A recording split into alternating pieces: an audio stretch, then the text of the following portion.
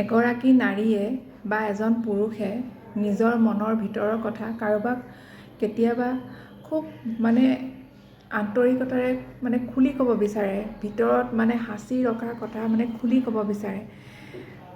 তেওঁলোকে যেতিয়া সেই কথাখিনি কাৰোবাক কয়, সেই ব্যক্তিজন কিমান বিশ্বাসত ল'ব লাগিব যে তেখেতক তেওঁ অন্তৰৰ কথা খুলি ক'ব বিচাৰিছে।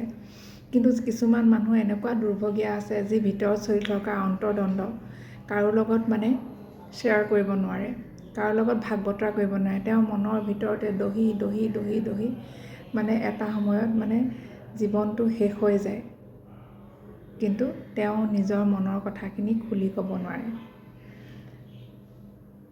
আপোনালোকক যদি কোনোবাই তেনেকৈ নিজৰ মনৰ কথা কয়, আপোনালোকে প্লিজ সেই কথাখিনি আকৌ তৃতীয় এজন ব্যক্তিক নজনাব। কাৰণ আপোনালোকক সেই কথাখিনি তেখেতে বহুত বিশ্বাসত কৈছিলে। সেই বিশ্বাসখিনিক সন্মান দিয়ক আৰু বিশ্বাসখিনিক ভৰসা দিয়ক, আশ্বাস দিয়ক যে নহয়, তেখেতে এজন সঠিক ব্যক্তিকে